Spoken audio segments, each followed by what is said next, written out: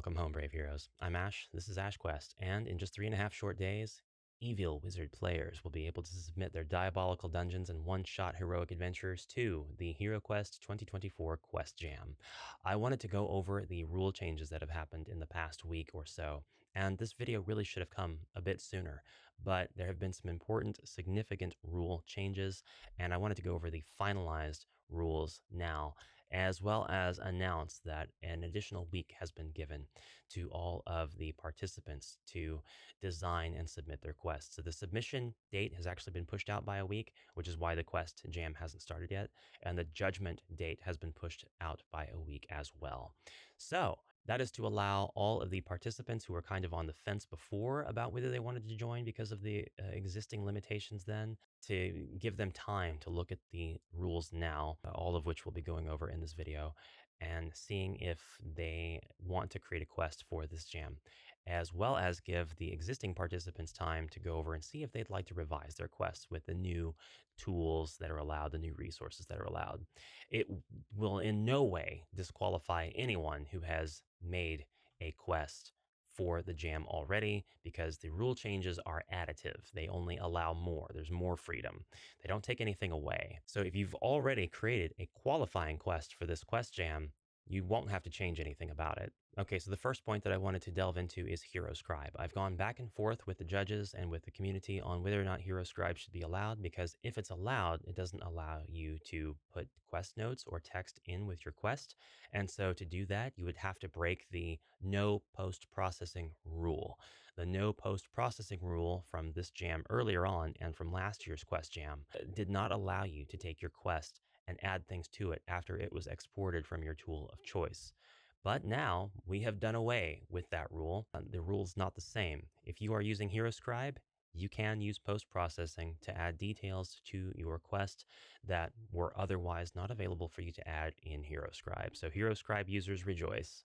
Those of you who are using HQuest Builder and Quest Booklet, if the official assets that are allowed are not supported by your app, you are allowed to use software after you have created your quest to add those assets into the quest. As long as they are from the allowed assets list, you can put them in your quest. This is the list. This is a visual representation of the paper on which the list of assets allowed is written. Never mind. The prizes have not changed. They are still the Chaos Event Deck by Heroic Adventurers, Mega Quest 2.0, this time by Deathtone, so I guess there was a minor change already, Advanced Game System 1 and 2 by Lazurin, the Double Skull Tavern Tales Volume 1 by Ian Schofield, and a selection of Advanced Armory by Flashhammer Creative Studios. I'm going to put that together and add it to part of the pool, and as well as my own exclusive set of homebrew.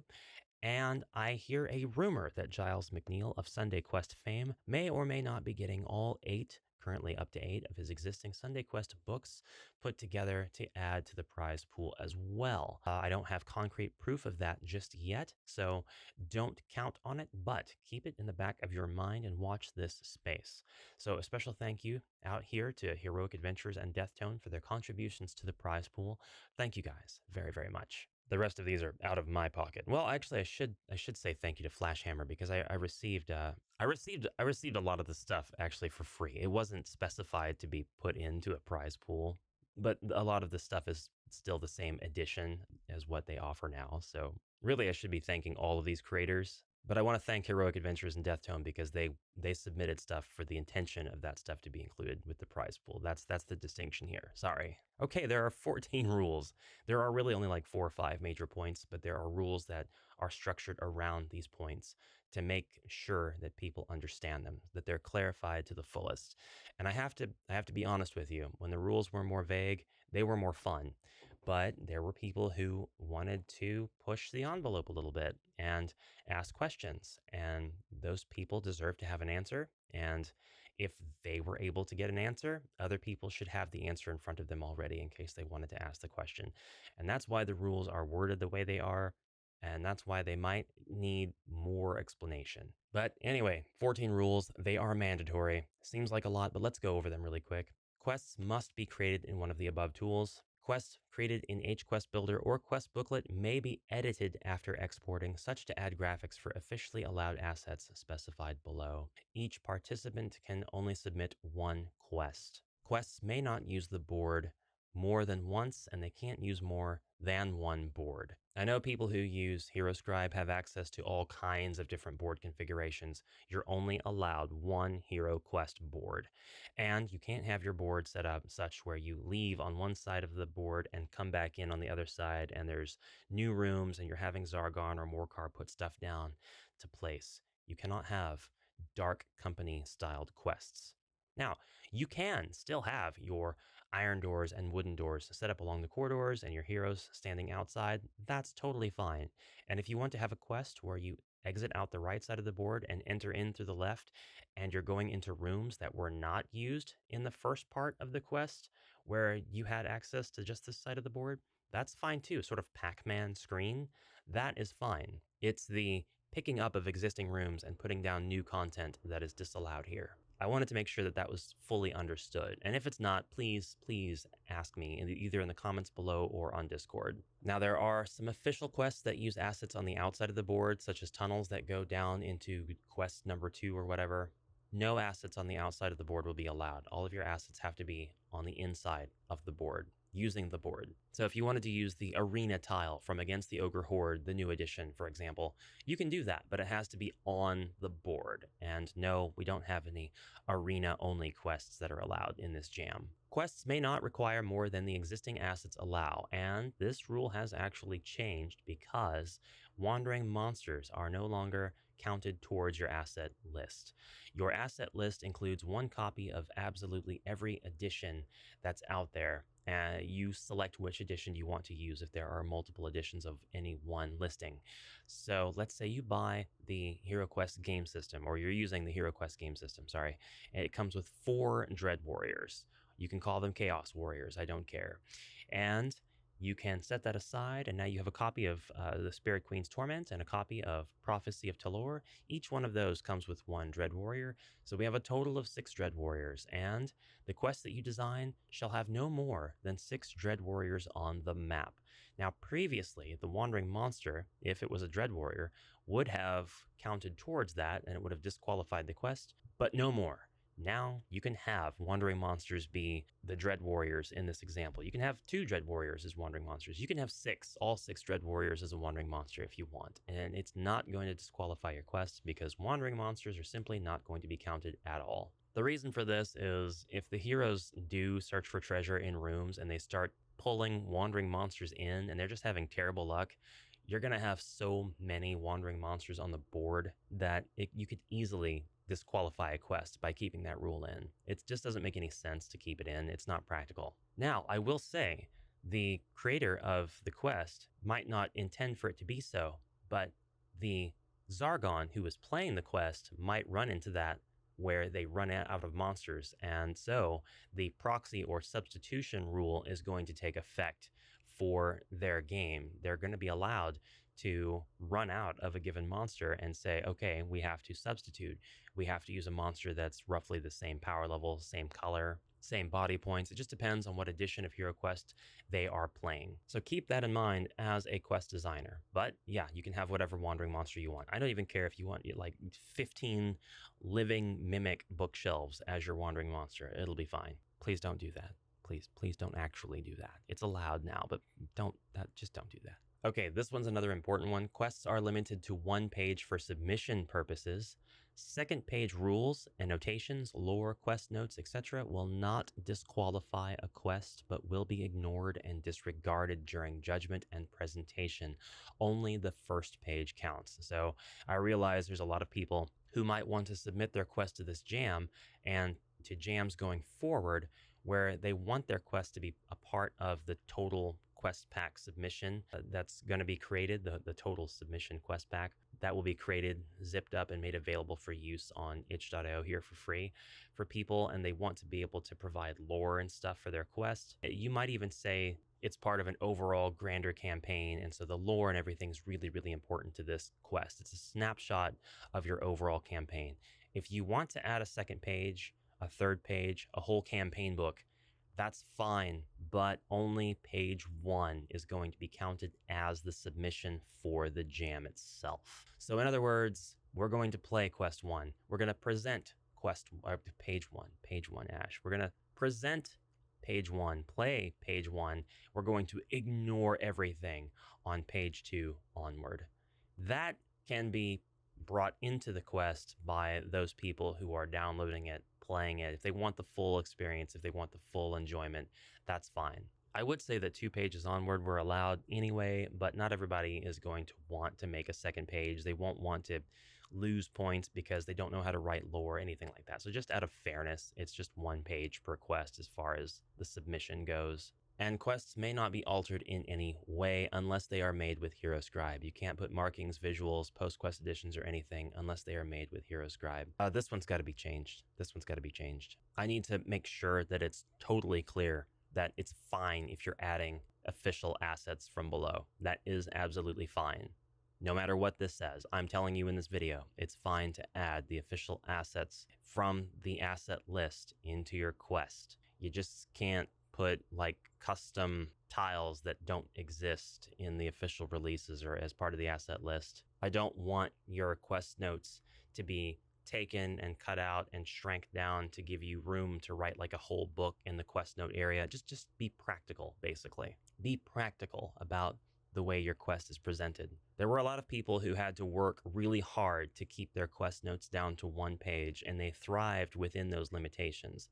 And to be fair to those people who work really hard to make sure their quests are clean and simple, keep it clean and simple. Remember, your quests are going to be judged on accessibility, and having text that's too small to be read will ding you in points. But Ash, I thought that rule was added to discourage people from using assets from every single pack. Accessibility goes a long, long way. Any attribution text, such as made with HQuest Builder, must be kept. If it's being generated by the tool, please leave it on there where the tool put it. Don't take the text and cut it out and put it wherever you want in order to give yourself room. Just leave that alone. You're not allowed to do that. Plagiarism of any kind is prohibited. Copying others' quests is not allowed. All quests remain the creative property of their creators, as applicable. Qualifying quests submitted will be bundled in a free digital collection available to all. Qualifying quests will be showcased on HeroQuest's YouTube channel. More information on license below.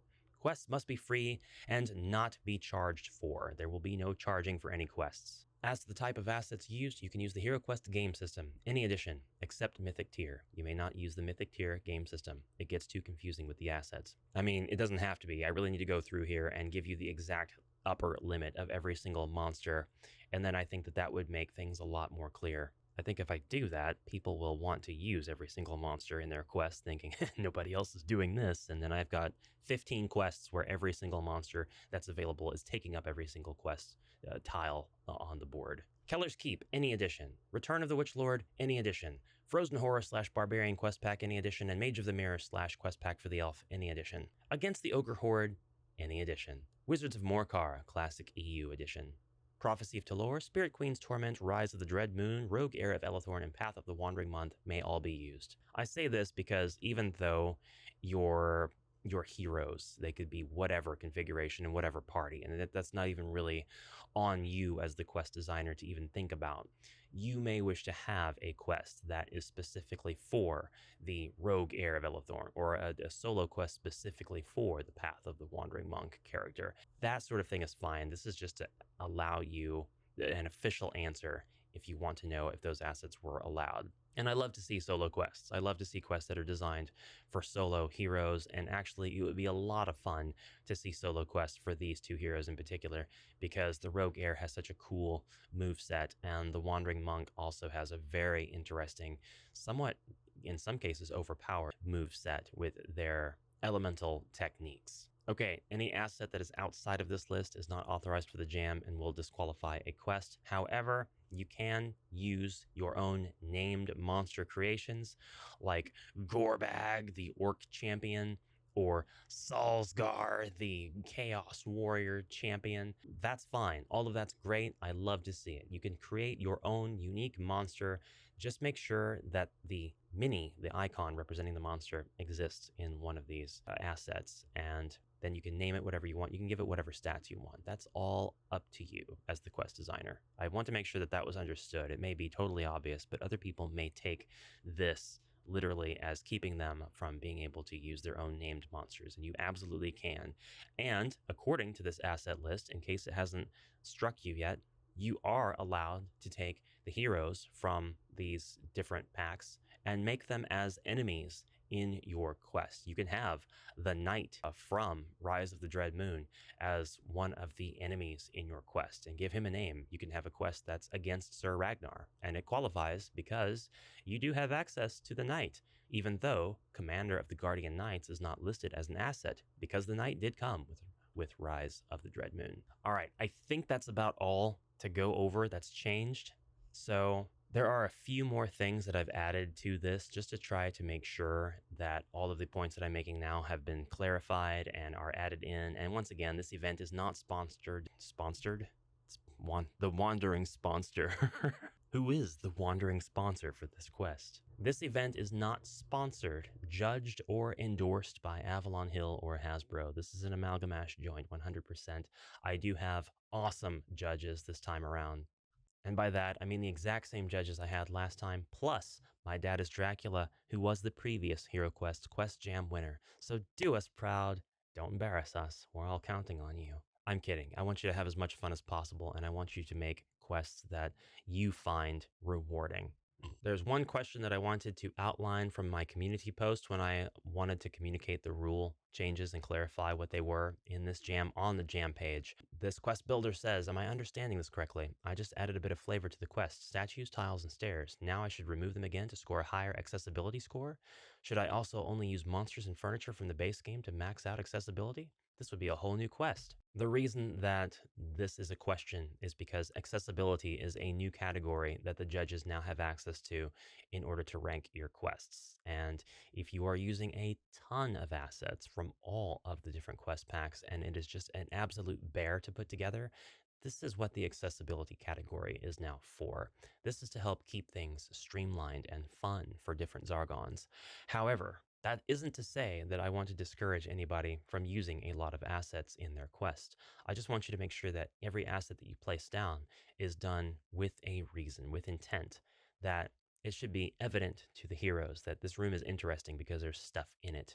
Perhaps there is lore that's being shared just by the visual placement of this stuff. None of the official quests really bother me in any way due to the amount of assets that are placed down. They're all fine.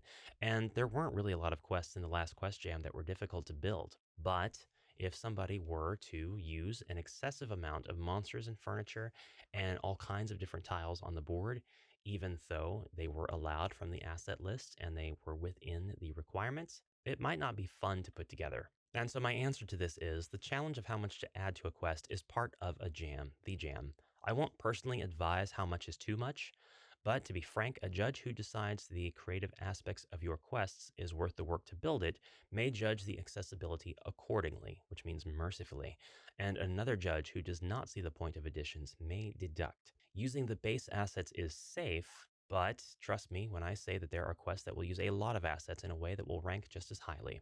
It's subjective, and there will not be a mathematical formula that guarantees anyone a win. I want to see quests that you want to build, the ones that you are excited to make. And if you're worried about chasing a high score to win and you put aside your creativity, your quests will suffer for it. They will, trust me. Don't metagame the quest jam. Just build the quest that you want to make. There's nothing wrong with wanting to score high in any particular category. I can respect that. But you'll score low on accessibility if you only use the base game system and you try to put everything in the center room. You fill up every single tile in the center room. I'll probably ding you on accessibility, whether or not you agree with that logic. I can't say what the other judges will do, nor are they required to do anything specifically other than judge honestly. And of course, if the judges aren't sure, we can always confer. That rhymed. That rhymed.